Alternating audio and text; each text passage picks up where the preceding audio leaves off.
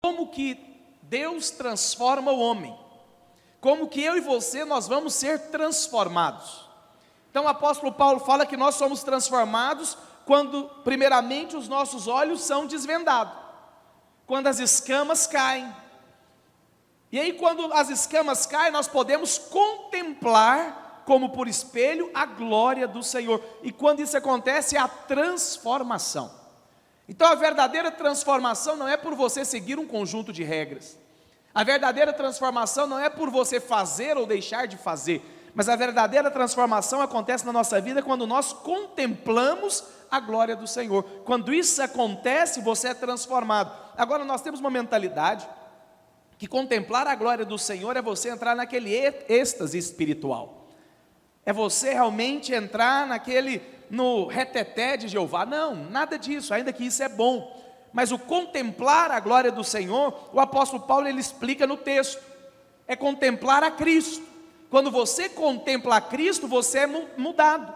Quando você contempla a Cristo, há uma transformação genuína. E o texto continua dizendo, somos transformados de glória em glória. Ou seja, isso é um processo. Não é algo que acontece instantaneamente, mas é um processo, é de glória em glória. Mas você é transformado em quê? Na sua própria imagem.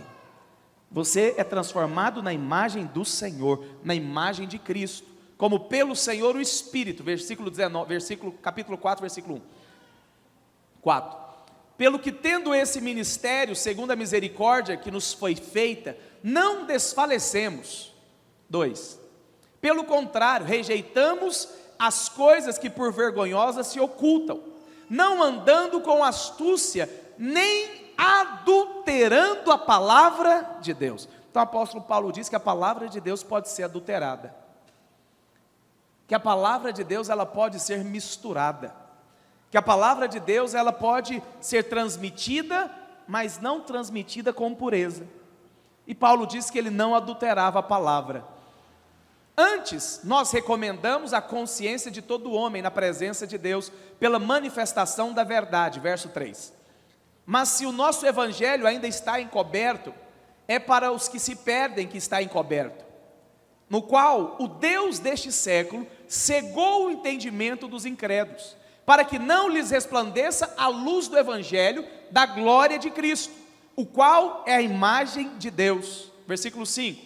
Porque nós não pregamos a nós mesmos, mas a Cristo Jesus como Senhor, e a nós mesmos como seus servos, por amor de Jesus. Versículo 6.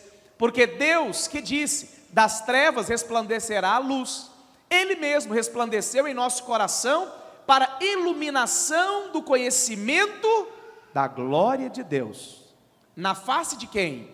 Em Cristo. Quando é que você conhece a glória de Deus? Ou qual é a glória de Deus? A glória de Deus está na face de Cristo.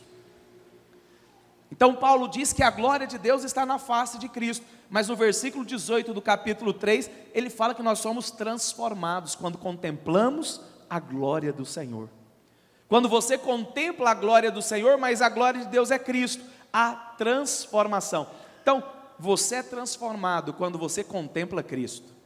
E hoje eu quero fazer isso com você nessa noite. Hoje eu quero falar de Jesus.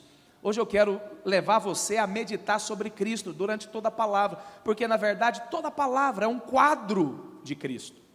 É um quadro de Cristo, é Deus pintando a imagem do Senhor, é Deus transmitindo a imagem de Cristo. E nós precisamos aprender a enxergar Cristo em toda a palavra.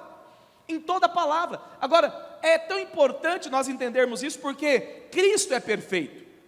Cristo, Ele é perfeito em todas as coisas, e a questão é que, quanto mais você cresce em maturidade, quanto mais você cresce em conhecimento do Senhor, você vai perceber essa beleza, essa santidade, essa grandeza, essa glória de Cristo, mas ao mesmo tempo, você vai passar a se enxergar mais.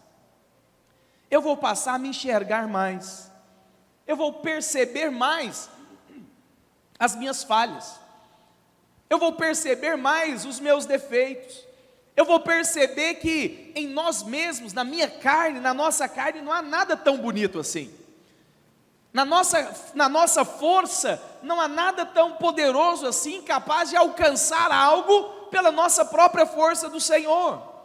E aí você passa a reconhecer que Cristo é a sua identidade, que Cristo é o seu representante, e toda beleza que Cristo tem, toda glória que Cristo tem sido nos dado, tem sido entregue a você. E essa é a questão. O Evangelho é você entender que Deus não vê você mais. Alguém tem uma Bíblia aí para me emprestar de papel? Cadê? Ninguém? Me presta aí, por favor, Beth.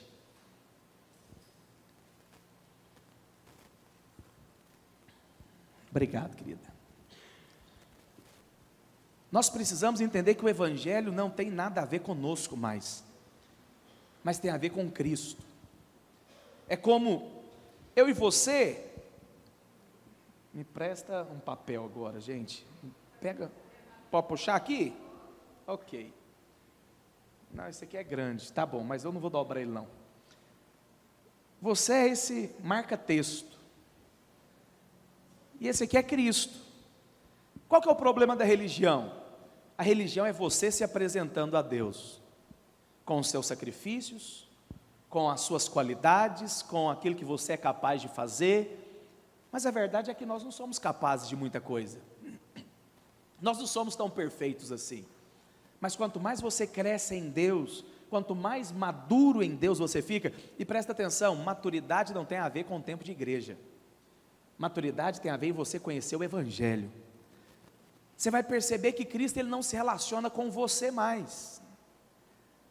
Como assim, pastor? Ele se relaciona com aquele que você foi enxertado. Então Deus ele não vê mais você, ele vê Cristo.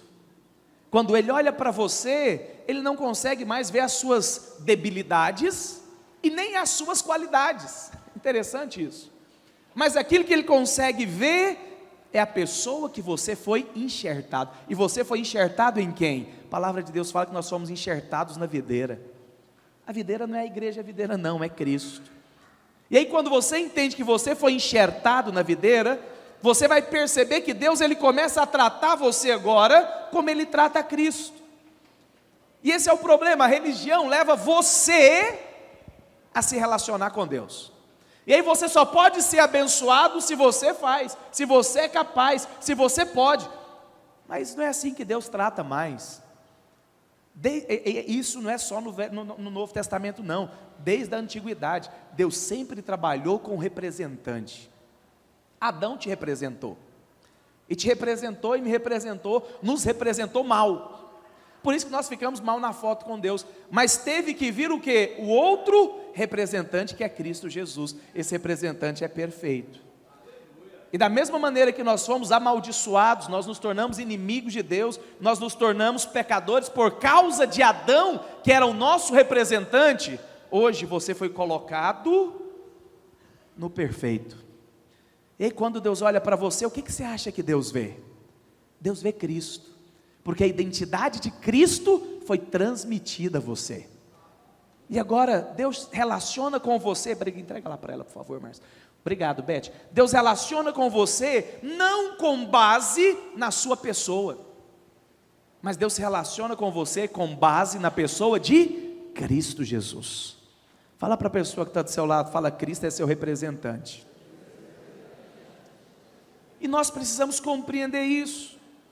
Agora, a beleza de Cristo, a identidade de Cristo, a perfeição de Cristo, nos tem sido dado. E aí eu me relaciono com Cristo, não com base nas minhas falhas e nem com base nas minhas virtudes. Isso é o que a religião nos ensina.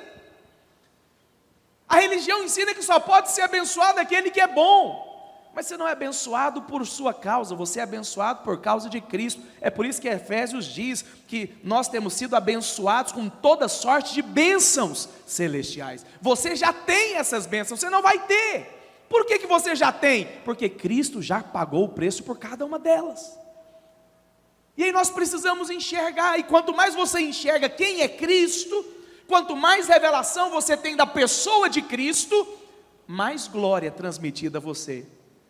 Mais nós vamos ter clareza, mais essa imagem vai sendo impregnada no nosso coração. mais essa perfeição dele vai cobrindo a nossa imperfeição. Isso é a transformação genuína. Eu sou transformado porque eu contemplo. Eu sou transformado porque eu me alimento dele. E quando eu me alimento dele, isso é metabolizado dentro de mim. E eu me torno um novo homem. Eu não me torno um novo homem porque eu mudei de religião. Eu não me torno um novo homem porque eu pratico sacrifício ou campanha, não. Eu me torno um novo homem porque eu recebi uma nova identidade, uma nova natureza. Você recebeu a semente divina dentro de você. É por causa disso. Isso não tem nada a ver com um conjunto de regras. Isso não tem nada a ver com você cumprir ou descumprir um combinado. Não, não. Tem a ver com uma mudança de natureza.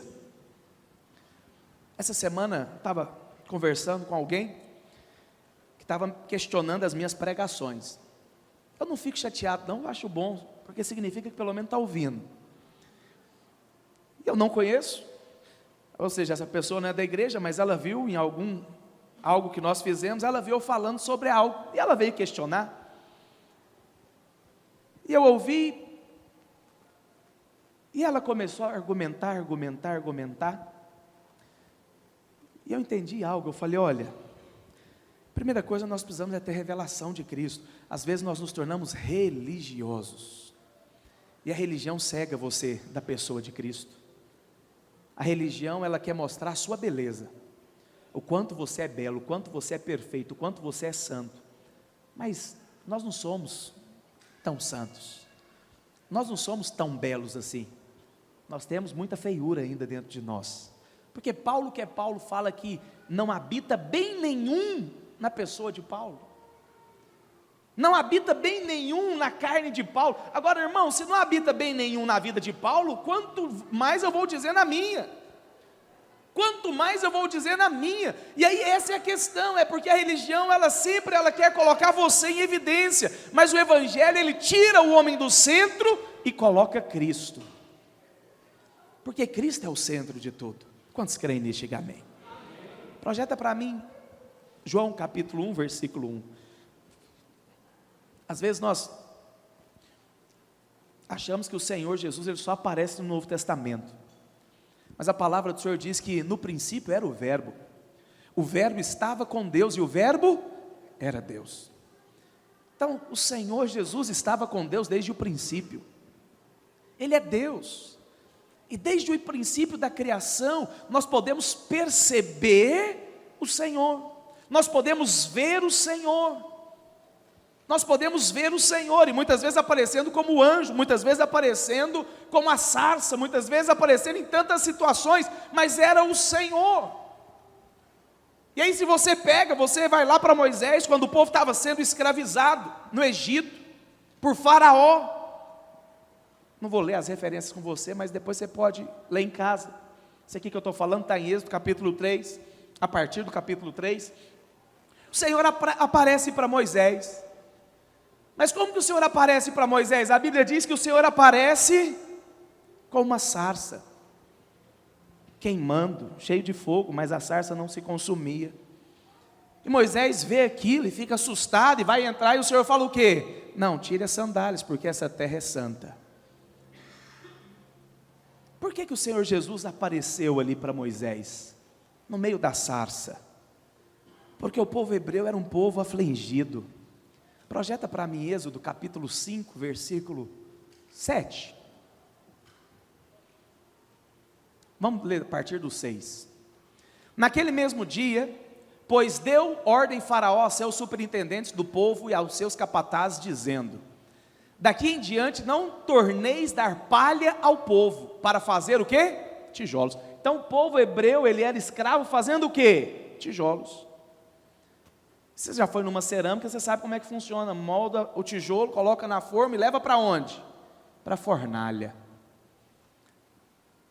O povo era escravizado, o povo estava sofrendo, e o Senhor vem aparecer para Moisés como um fogo na sarça que não se consumia. Por quê? Porque na verdade ele estava se identificando com o seu povo ali.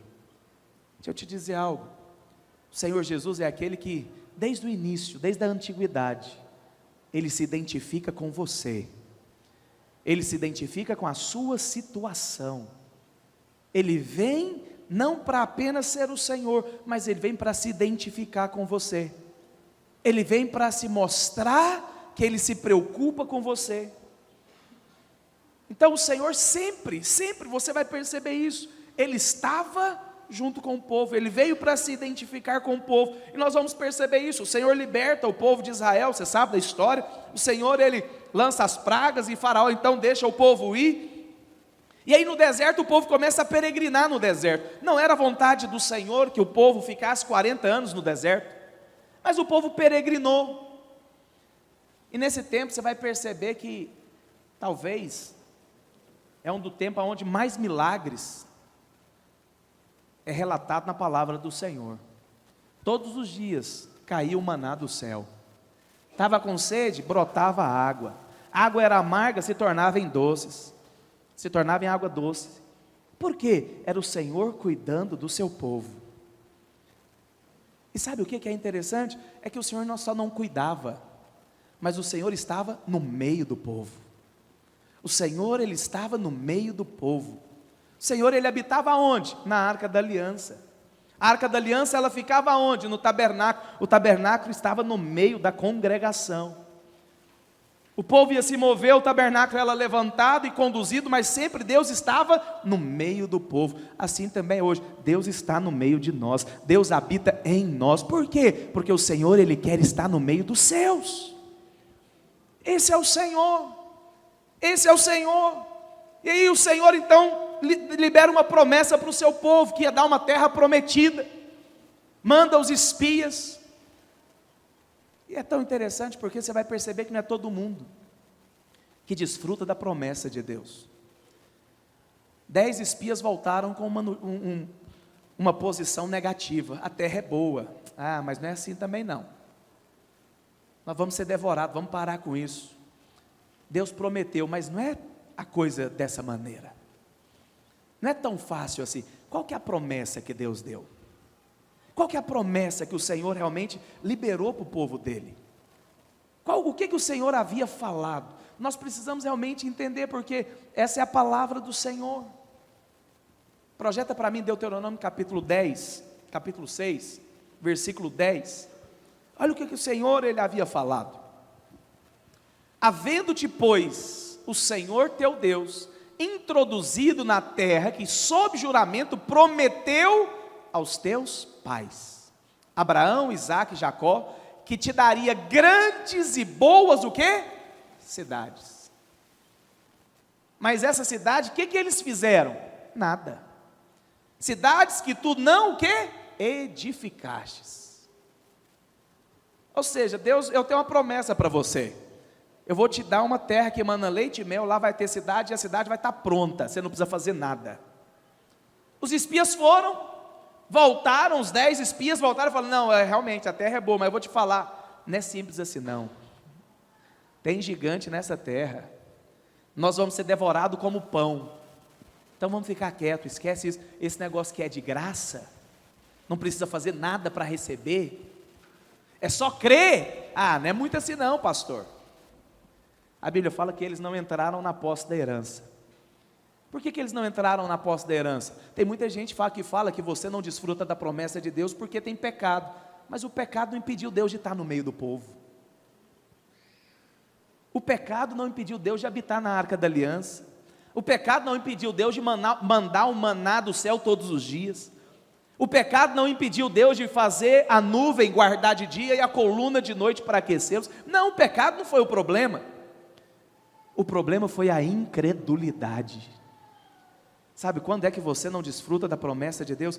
Quando você não crê que Deus é tão bom assim. Não, pastor, calma aí, o senhor fala que eu só preciso crer, que eu não preciso fazer nada, que eu só preciso crer que na cruz o Senhor já conquistou tudo por mim, agora eu só preciso crer e desfrutar. Ah, não é assim não, pastor, tem que fazer alguma coisa. Essa é a atitude dos 10 espias. Por isso eles ficaram fora da promessa de Deus. Que o Senhor abra os nossos olhos para crer nessa bondade do Senhor que vai além da nossa capacidade. Que o Senhor, Ele quer dar o quê? Qual foi a promessa? Eu vou dar a cidade que vocês não edificaram. Eu quero dar casas para vocês cheias de tudo aquilo que é bom. Parece que não é uma história muito boa. Deus tem uma casa, mas não é qualquer casa não, é uma casa cheia de tudo o que é bom. Poços abertos que não foi vocês que escavaram. Essa é a promessa do Senhor, mas parece que é muito boa. Quando eu não creio nisso, eu não desfruto. Então o povo não entrou na promessa de Deus, não foi porque eles eram falhos, foi porque eles não creram na bondade de Deus. Eles não creram na graça de Deus. O que é a graça? É você receber sem merecer. Você não fez nada, mas alguém construiu por você. Você não pagou o preço, mas alguém pagou o preço por você. Bem-vindo, esse é o Evangelho do Senhor. Esse é o Evangelho do Senhor. Esse é o Evangelho do Senhor. E nós precisamos crer nele. E você vai perceber o Senhor cuidando disso. Aí, Josué e Caleb entram na terra, mas agora tem as conquistas. Tem as conquistas agora que eles vão ter que conquistar Jericó. E aí o Senhor aparece mais uma vez. O Senhor aparece para Josué. Se eu não me engano, está lá em Josué capítulo 5, depois você pode confirmar. Mas ele se aparece como agora? Ele se aparece agora como um guerreiro, como uma espada na mão. Lá com Moisés, apareceu como sarça, queimando a sarça. Por quê? Porque ele se identificou com um povo sofredor. Mas agora não, o povo estava na batalha. E aí o Senhor, ele se aparece como? Aparece agora como um guerreiro, porque ele se identifica com você. Presta atenção, a situação que você está vivendo, o Senhor, ele vem para se identificar com você. Ele não é um Deus que ele se isola. Eu gosto muito desse texto. Olha o que a palavra do Senhor diz lá em Isaías, capítulo 63, versículo 9. Em toda a angústia deles, foi ele angustiado, e o anjo da sua presença o salvou. Esse é um dos nomes do Senhor no Velho Testamento. E o anjo da sua presença o salvou, pelo seu amor e compaixão, ele os redimiu e o tomou e os conduziu todos os dias da antiguidade. Mas sabe qual que é a parte que chama a minha atenção? É que diz que em toda a angústia deles, qual que foi a atitude do Senhor? Se angustiou também, se identificou. O nosso Deus é um Deus que se identifica com o seu sofrimento, se identifica com a situação que você está vivendo. Agora, isso de uma maneira individual. É impressionante perceber que quando o povo do Senhor era afligido, ele se afligia também. Em seu sofrimento, ele sofria também. Por quê? Porque o Senhor, ele veio para o nível do seu povo. O Senhor, ele veio para o nível do seu povo. Agora, a maior expressão de identificação é quando esse Deus, que apenas se identificava, ele passa a se tornar um como nós. Ele deixa a sua glória e se torna um servo humilde e sofredor, para se identificar comigo e com você. Esse é o Senhor Jesus. Esse é o Senhor Jesus, que deixou toda a sua glória. No Velho Testamento, ele estava no meio do seu povo. Mas no Novo Testamento nós temos a revelação do Deus Emanuel. É o Deus eterno conosco agora. E qual que é a promessa dele? É que ele estará conosco todos os dias da nossa vida. Todos os dias, porque nós somos povo do Senhor. Somos povo do Senhor. O Senhor que criou todas as coisas, agora ele se humilha para se tornar a criação. Eu acho que nós não paramos muito para pensar, nós não temos imaginação do que é isso. Estava falando isso de manhã. Jesus foi a criança que poderia escolher onde ele quisesse nascer. Você já teve, quando criança, um pensamento infantil que você nasceu na família errada? Ah, era tão bom se eu fosse filho de fulano. Porque às vezes aquela família era mais bem financeiramente, tinha uma casa melhor, aí na sua infantilidade, eu já fiz isso quando criança, eu queria ser filho, era de fulano, eu acho que ia ser bom demais, mas você não escolhe onde você vai nascer, Deus escolhe para você, mas Jesus não, Jesus ele poderia escolher, porque ele é Deus. Aonde Deus escolheu nascer? Na época, na menor cidade de Israel, Belém. Foi aí onde ele escolheu nascer. Qual família ele escolheu nascer? Numa família pobre. Pobre. Pastor, por que o senhor diz que era família pobre? Porque a Bíblia fala que quando eles foram apresentar o Senhor, qual foi o sacrifício que eles entregaram? 2 rolinhas e 2 pombinhos. Isso era sacrifício de gente pobre. Porque gente que tinha uma classe boa, sacrificava era novilho. Gente de classe média, sacrificava ovelha, cabrito. Mas o pobre não.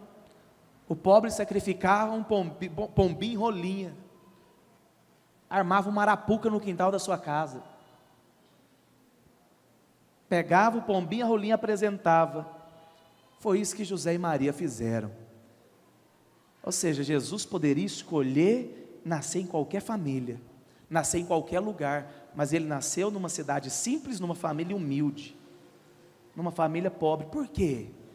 Porque ele é Senhor dos pobres. Porque se ele tivesse nascido numa família rica, talvez os pobres pudessem falar, não, o Senhor não veio para mim, ele veio só para os ricos. Mas quando ele nasceu numa família humilde, o que ele está dizendo? Eu vim para todos. Eu vim para todos. Eu vim para todos. Esse é o nosso Senhor. Esse é o nosso Senhor. E aonde que ele nasceu? Não foi no hotel 5 estrelas? Foi numa manjedoura, é bonito, né? Mas para Goiás e Minas é coxo. Onde põe comida para gado, para cavalo. E não é um cheiro muito bom. Foi ali que Jesus nasceu. Não é porque não tinha outro lugar, não tinha, mas estava cheio, não tinha lugar para acomodá-los. Esse foi o Senhor, Rei dos Reis. Nasceu num coxo. Nasceu num coxo. Então nós precisamos aprender e realmente entender, porque essa é a beleza do Senhor. Essa é a beleza do Senhor. Agora, presta atenção, quando eu falo que o Senhor, ele nasceu numa família pobre, não estou dizendo que ele viveu de maneira pobre. Porque quando eles estavam fugindo de Herodes, como é que você acha que eles viveram? Porque eles mudaram de cidade. A Bíblia fala que quando os magos foram visitar Jesus, o que eles levaram? 3 coisas: ouro, incenso e mirra. Eram reis. A oferta de reis é abastada. A história da vida de Jesus foi mudada. A família de Jesus foi suprida. Por quê? Porque aonde Jesus entra, os tesouros são abertos. Presta atenção, o Senhor entrou na sua vida. Por isso você não vai ter o suprimento, só o necessário. Você vai ter uma vida abastada, porque aonde o Senhor entra, tesouros começam a chegar na sua vida. É assim que acontece. É assim que acontece. Essa é a beleza do Senhor. É a beleza de realmente se humilhar, para se tornar homem. E outra coisa, a Bíblia fala que ele aprendeu pelas coisas que sofreu. Imagina Deus ter que aprender alguma coisa. Eu estava falando isso de manhã. Se submeter a quem é maior que você é fácil. Se submeter a quem é mais sabido que você, não tem dificuldade. Mas imagina a mãe de Jesus ensinando aquele que era o verbo a falar. Porque ele era o verbo. E a mãe ensinando Jesus a falar. A Bíblia fala que Jesus, aos 12 anos, os pais esqueceram dele, imagina. Esqueceu do menino. 3 dias de atraso, procurou Jesus, falou: cadê Jesus? Ué, não está com você não, José? Ué, achei que estava com você, Maria. Não, não está não, vamos voltar. Voltou, Jesus estava onde? No templo. Jesus estava no templo, fazendo o quê? Estava conversando, ouvindo, perguntando. E a Bíblia fala que os doutores da lei se admiravam com ele, com 12 anos de idade. com 12, vamos ler esse texto? Projeta para mim, Lucas 2:51.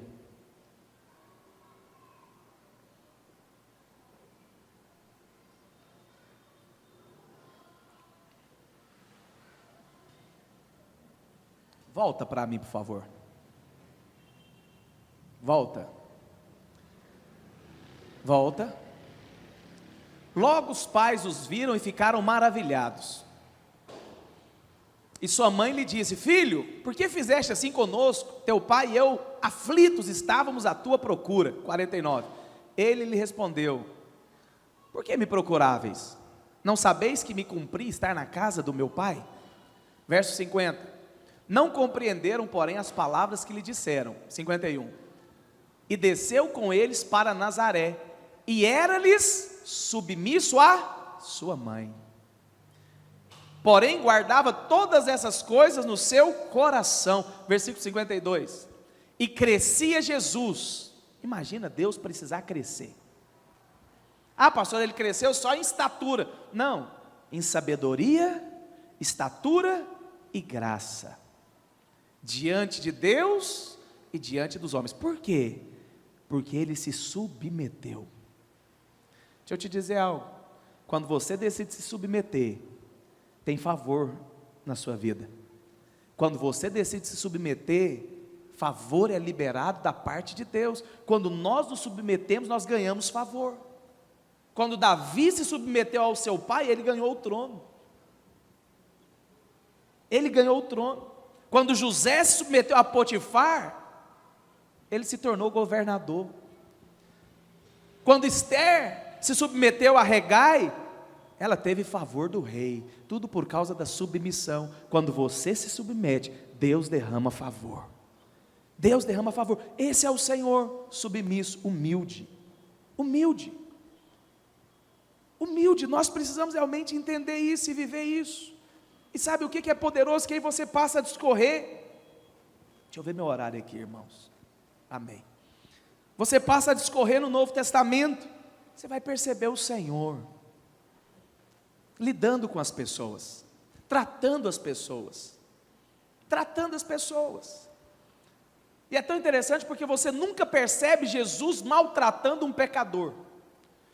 Jesus nunca descendo uma pancada no pecador, mas com os fariseus não.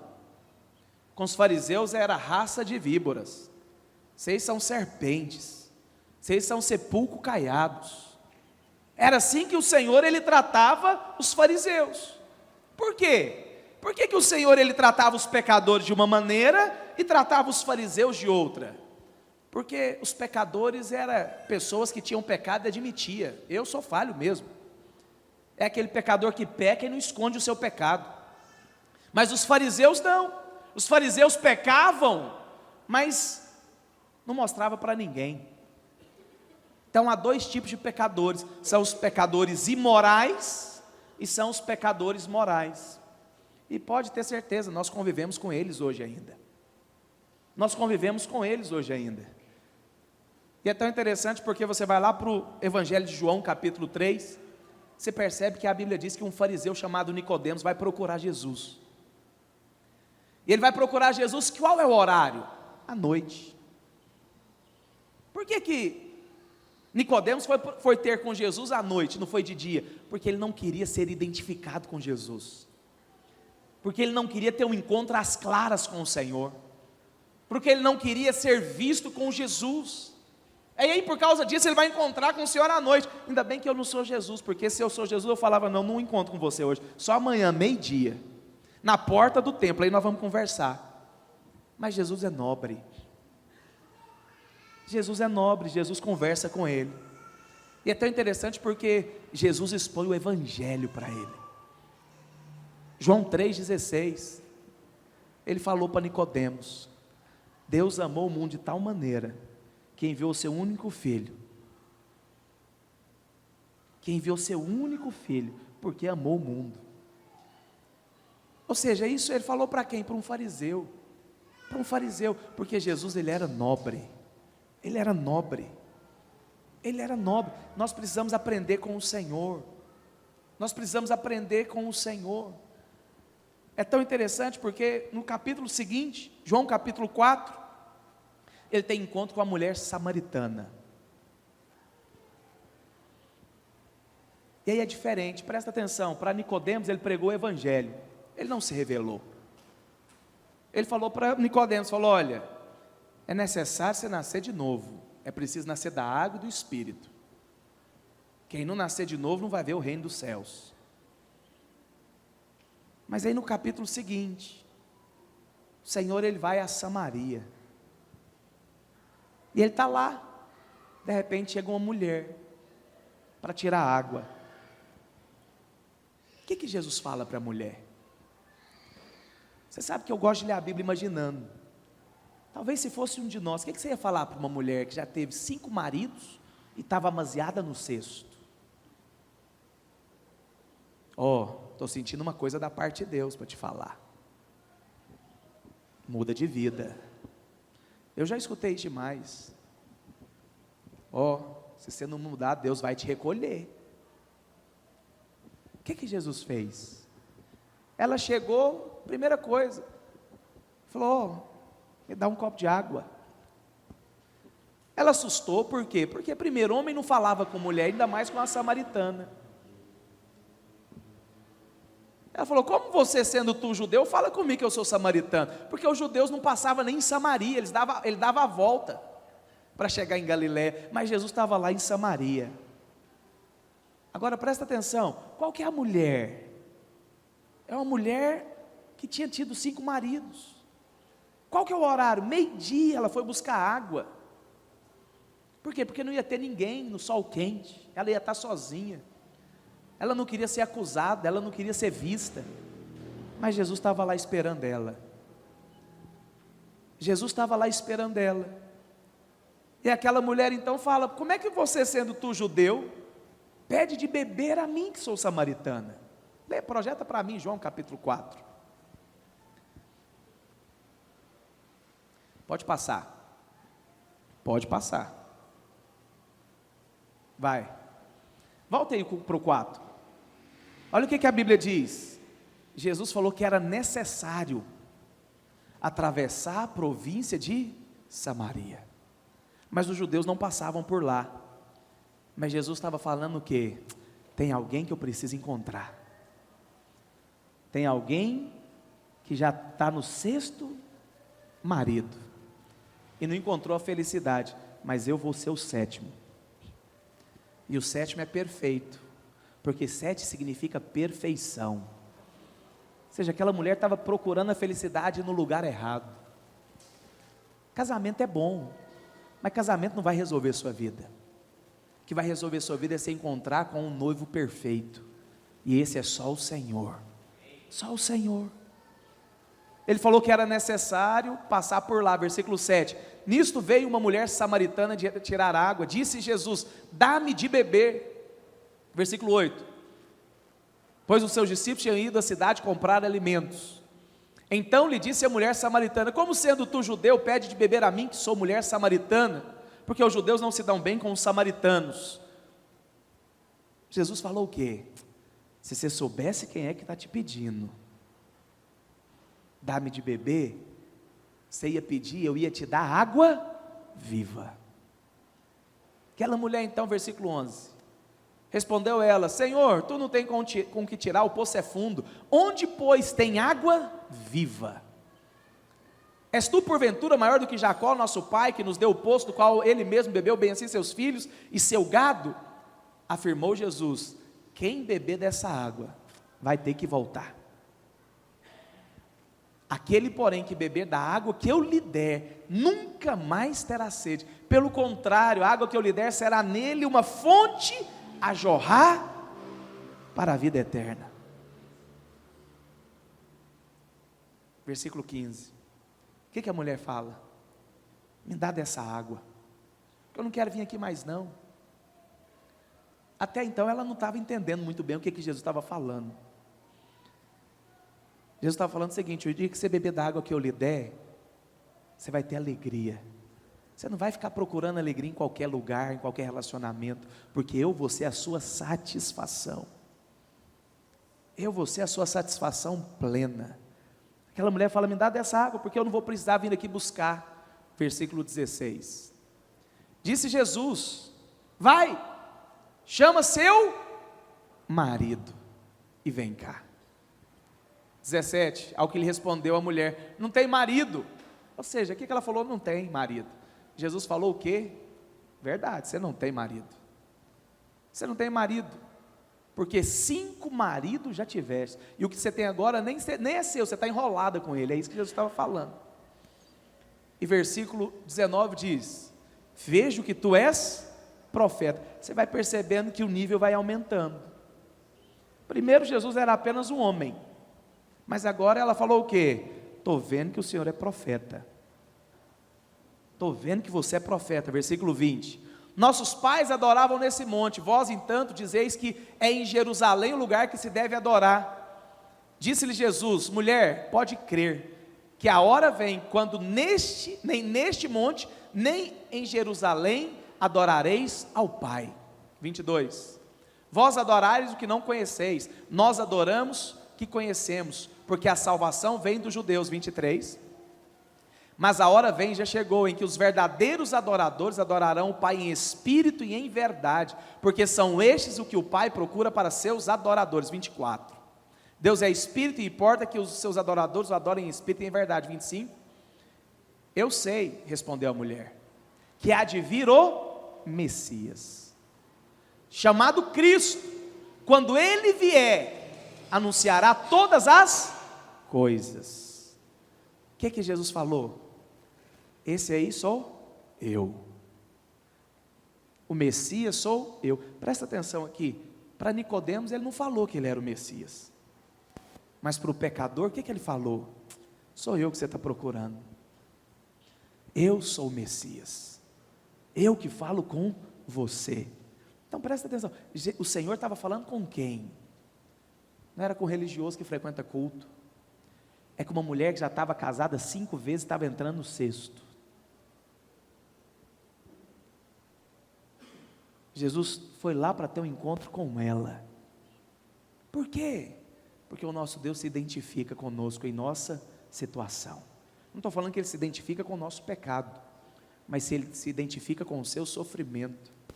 Jesus queria ser a água viva daquela mulher, queria matar a sede, que ela estava procurando saciar em todos os lugares. O que essa mulher faz? Ela fica chocada. Ela fica tão chocada que ela volta para a cidade e fala, vocês não estão entendendo, eu conversei com o Messias, ele falou a minha vida, vamos lá para vocês verem. Presta atenção, a mulher se tornou uma evangelista, que a cidade inteira foi salva. Inteira. Porque ela teve um encontro com o Senhor que é gentil e amoroso. Infelizmente não é esse Jesus que muitas vezes nós pregamos nos prédios das igrejas. Nós pregamos um Deus que não se relaciona com o pecador. Quem que é essa mulher aqui? Quem que é essa mulher? Não estou falando que o pecado é bom, não. O pecado é uma tragédia e vai trazer sérios problemas na nossa vida. Mas ele nunca foi problema para o Senhor mudar a história de alguém. Ele nunca foi problema para o Senhor mudar a história de alguém. Sabe, nós precisamos perceber o coração do Senhor. O coração do Senhor. E aí vai lá para Marcos capítulo 1, versículo 40, que o meu tempo já está acabando.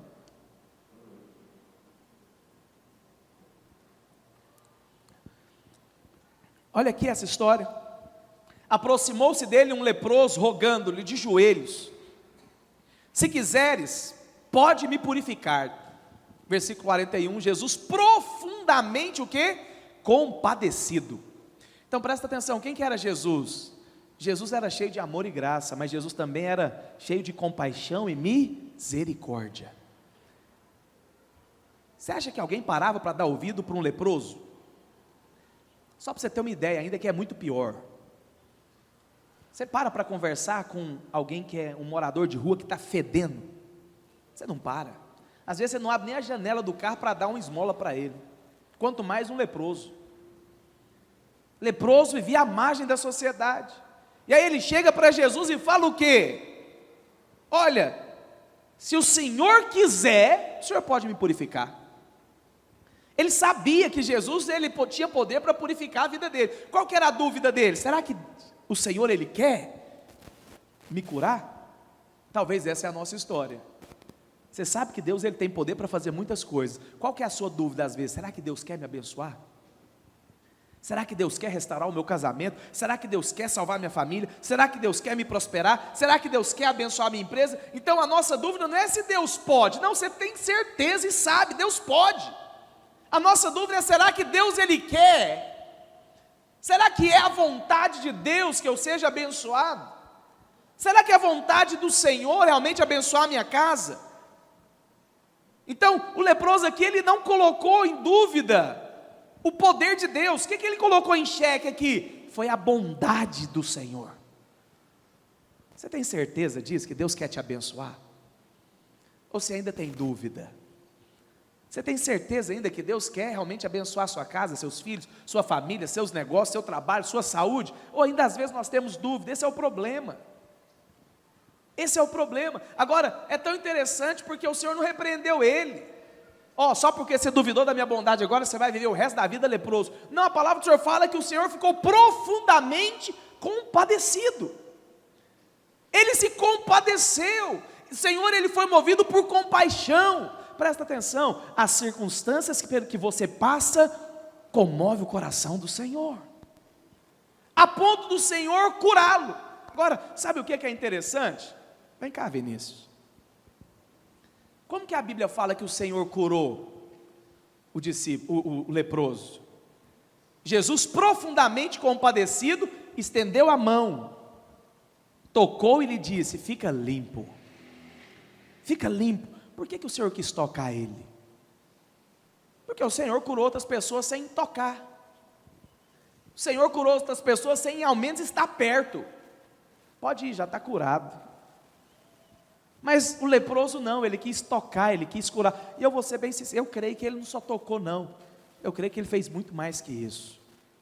Porque o leproso ele vivia separado da sociedade, separado da família. Não tinha. Você acha que alguém tocava o leproso?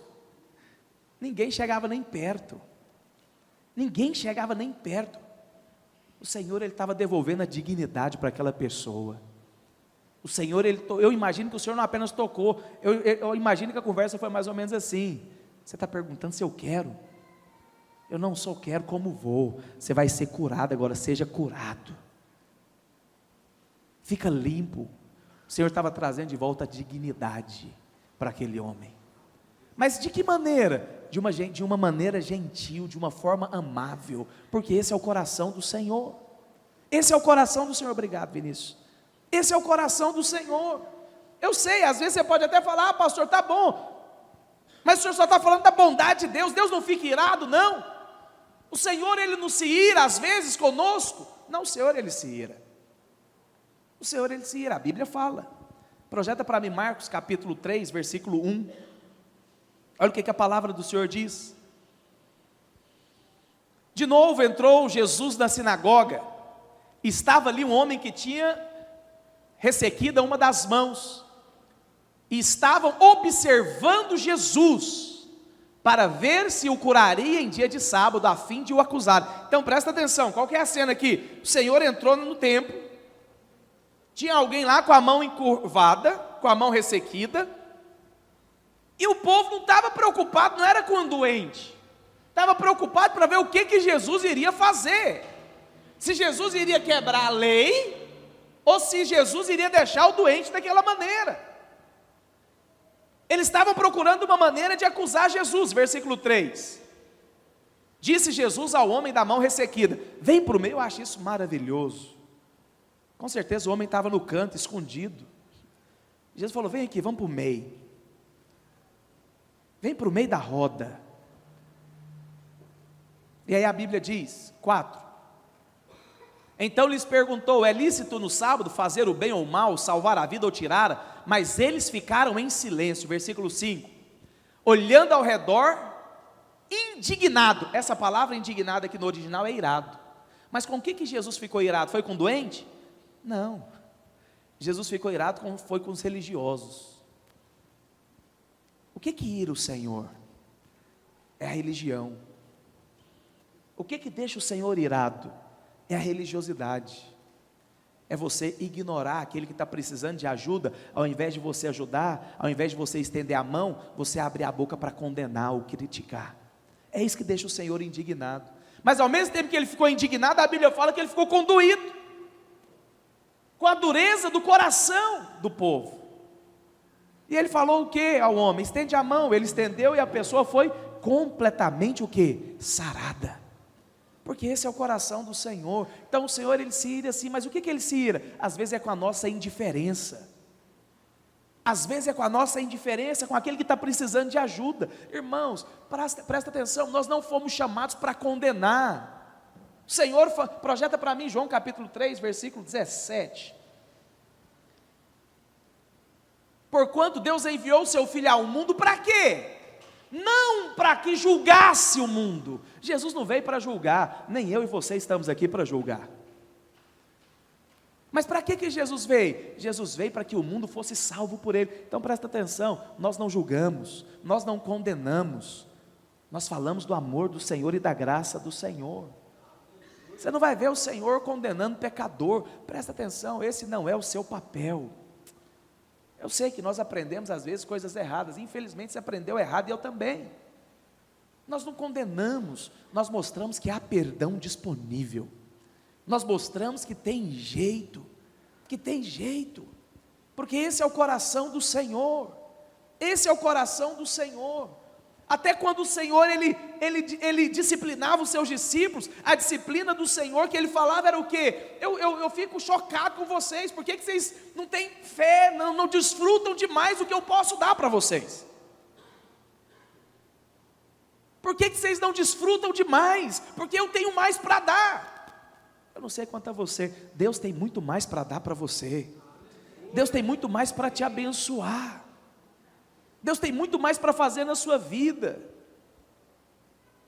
É tão interessante porque a Bíblia fala, lá em Marcos, que os discípulos estavam passando por uma tempestade no barco, você sabe dessa história, e Jesus estava dormindo. Presta atenção, às vezes eu fico chocado, porque às vezes os olhos nossos se abrem de uma maneira tão rápida. O que acordou Jesus? Não foi a tempestade, não foi as ondas batendo no barco, não foi a água entrando no barco, isso não incomodou Jesus. Mas o que fez Jesus acordar? Quando os discípulos clamaram: Mestre, não importa que nós perecemos, nós vamos morrer. Jesus levantou. Por que Jesus levantou? Porque os discípulos ficaram com medo.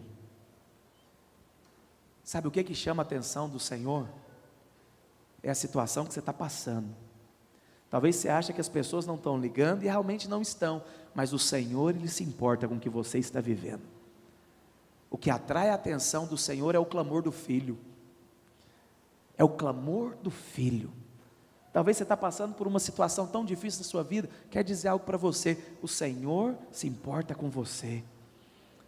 O que fez o Senhor acordar? Não foi a tempestade não, foi o clamor dos discípulos. Foi o clamor dos discípulos. O barulho do mar, o barulho das ondas, a água entrando no barco, não pôde despertar Jesus. Mas quando os discípulos gritaram: Mestre, não te importa que nós estamos perecendo? Jesus levantou. Jesus levantou por quê? Porque os discípulos ficaram com medo. Porque os discípulos estavam com medo. O clamor daqueles que o Senhor ama sempre desperta o Senhor. Sempre desperta o Senhor. Por muito tempo eu pensei que Jesus ele ficou chateado porque acordaram os discípulos. Os discípulos acordaram ele. Por que vocês me acordaram? Estava aqui dormindo. Por que vocês não foram dormir também? Não confia em mim não? Não, mas o Senhor acordou porque tinha alguém que ele amava que estava clamando, que estava com medo, que estava desesperado. Isso foi suficiente para acordar Jesus. Quer te falar que o Senhor não está dormindo em relação a você, que o Senhor não está dormindo em relação à sua dificuldade, que o Senhor não está dormindo em relação ao seu problema, mas Ele está com os ouvidos atentos para trazer socorro presente na sua vida.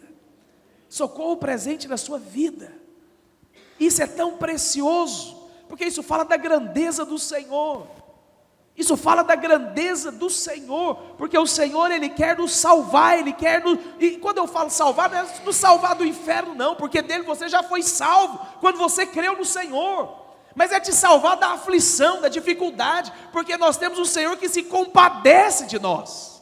Essa é a beleza do Evangelho. Essa é a beleza do Evangelho. Infelizmente, muitas vezes o Evangelho que é pregado é que você tem que ser forte. Não, você tem que ser fraco. Porque o poder de Deus só vai aperfeiçoar na sua vida na sua fraqueza. Só na sua fraqueza.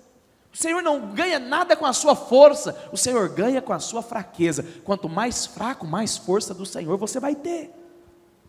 Mais força do Senhor você vai ter.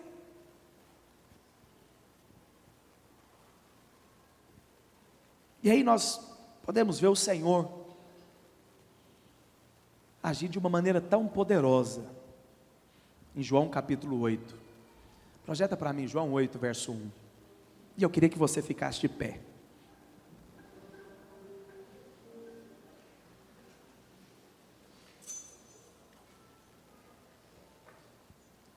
Pode passar. Os escribas e fariseus trouxeram à sua presença uma mulher surpreendida em adultério. Ou seja, os religiosos pegaram uma mulher em adultério, no ato sexual, e levaram para Jesus. Agora sabe o que é interessante? Que só estava a mulher, o homem não estava ali. Eu acredito que provavelmente porque era um dos religiosos também. Mas a mulher levaram no meio de todos, versículo 4. E disseram a Jesus: mestre, essa mulher foi apanhada em flagrante adultério. 5. E a lei nos mandou Moisés que tais mulheres sejam apedrejadas. Tu, pois, que dizes? Então presta atenção. A lei ela é perfeita. A lei ela é de Deus. Não ache que a lei não é de Deus. A lei é de Deus, é perfeita. A Bíblia fala que Deus deu a lei ao homem, e foi mesmo. A lei é de Deus, ela é santa, mostra o caráter de Deus. Mas nós vivemos outra dispensação, nós estamos no tempo da graça. É tão interessante porque eles falaram para Jesus o que? A lei manda apedrejar. O que o Senhor nos diz? Versículo 6. Isto diziam eles tentando para terem o que acusar. Mas Jesus, inclinando-se, escrevia na terra com um dedo. Versículo 7. Como insistissem na pergunta, Jesus levantou e lhe disse: é verdade, a lei manda. Eu estou contextualizando para você. A lei manda apedrejar. Pode tacar pedra, porque a lei fala. Mas o primeiro a atirar vai ser aquele que não tem pecado. A lei realmente fala para ser apedrejada, mas começa a apedrejar aquele que não tem pecado. Aquele que não tem pecado seja o primeiro. Foi isso que Jesus falou. Jesus não negou a lei.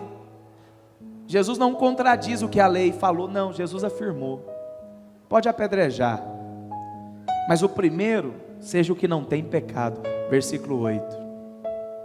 Tornando a inclinar-se, continuou a escrever no chão. 9. Mas ouvindo eles essa resposta, acusados pela própria consciência. Isso é poderoso, porque nós condenamos as pessoas e muitas vezes esquecemos das nossas falhas. Por isso que você não deve condenar ninguém, porque você também tem falha. Às vezes você não tem as mesmas, mas tem outras.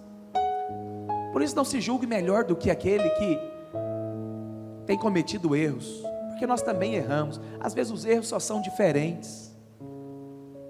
Não condena aquele que está na prostituição. Com certeza você não se prostitui, mas a Bíblia fala que só quando eu penso, eu já me prostituí. Então para Deus é a mesma coisa. É a mesma coisa. Por isso nós não julgamos, não condenamos. Acusados pela própria consciência, foram se retirando-se um por um, a começar dos mais velhos, até os últimos, ficando só Jesus e a mulher. Só Jesus e a mulher. Versículo 10. Erguendo-se Jesus e não vendo ninguém, mais além da mulher, perguntou-lhe a mulher: onde estão os teus acusadores? Onde estão quem te acusava? Ninguém te condenou? Ninguém. Versículo 11, respondeu ela: ninguém, Senhor. Então lhe disse: eu também não te condeno. Esse é o coração do Senhor. O Senhor não condena o pecador. O Senhor, Ele perdoa o pecador. O Senhor, Ele não está apontando o dedo para a sua falha.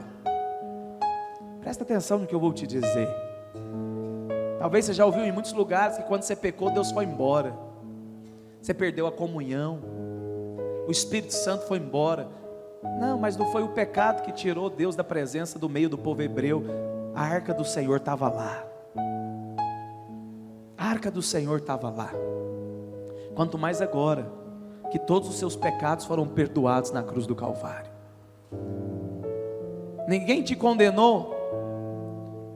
Não, Senhor. Então ele lhe disse: nem eu tampouco te condeno.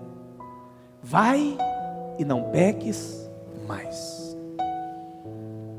Nós precisamos entender que esse é o coração do Senhor. Esse é o desejo do Senhor.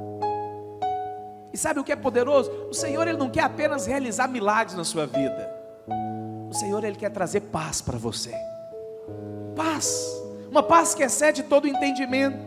Para encerrar, eu quero ler com você Lucas 8, versículo 43. A palavra do Senhor diz que certa mulher que havia 12 anos vinha sofrendo de uma hemorragia e ninguém podia curar, e que gastara com os médicos todos os seus haveres, descobriu que Jesus iria estar ali, passando por ali. Ela resolveu ir. A Bíblia fala que ela, pode deixar lá, foi por detrás dele, tocou na orla, na barra, não foi pela frente. Presta atenção, ela não tocou Jesus pela frente, ela tocou atrás, na barra, na orla. E a Bíblia fala que logo se estancou a hemorragia. Versículo 45. Mas Jesus disse: quem me tocou? Como todo mundo negando, Pedro vira e fala: Senhor, como o Senhor está falando quem me tocou? Olha o tanto de gente apertando o Senhor pergunta quem me tocou. Jesus falou: não, alguém me tocou diferente, porque de mim saiu poder. Versículo 47. Vendo a mulher que não podia se esconder, ocultar-se, aproximou-se como? Tremendo, trêmula de medo, talvez, de unção que ela tinha recebido da cura, não sei, e prostrou diante dele. Então presta atenção, ela recebeu a cura por detrás, mas o Senhor falou: opa, para, não pode ser assim não pode ser assim. Lembra quando o Senhor apareceu Moisés? E Moisés viu o Senhor pelas costas. Foi Moisés? Foi. O Senhor falou, Moisés virou: Deus, eu quero ver sua face. Deus falou: não, você não pode ver minha face, porque se você ver minha face, você vai morrer. Eu vou cobrir você, você vai me ver pelas costas. Isso é no Velho Testamento, ninguém podia ver Deus. Mas no Novo Testamento não.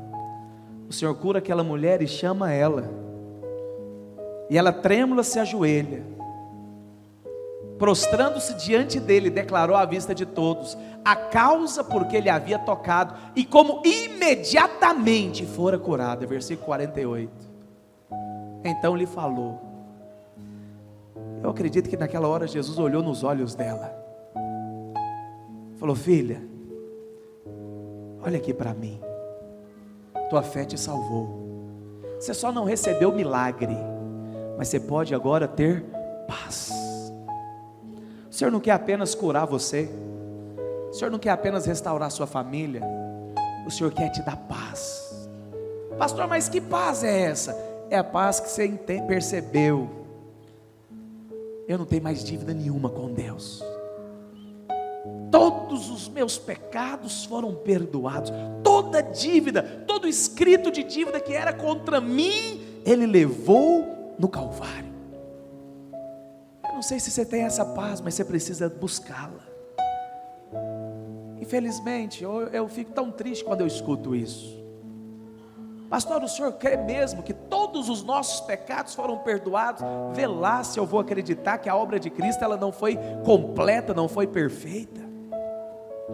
Vê lá se eu vou duvidar que o Senhor pagou os preços pela metade. Não, a Bíblia fala que a obra de Deus foi perfeita. O sacrifício de Deus, de Cristo, foi único, perfeito. Para quê? Para trazer paz para você. Você tem essa paz? Você tem essa certeza que você pode erguer as suas mãos e ter a certeza que a sua oração vai ser ouvida? Por quê, pastor? Eu vou ser ouvido, mas eu errei, eu gritei com a minha mulher antes de vir para o culto, eu furei o sinal, eu fiz coisas erradas. Não, você vai ser ouvido é porque você tem paz com Deus. Paz com Deus por meio de Cristo Jesus.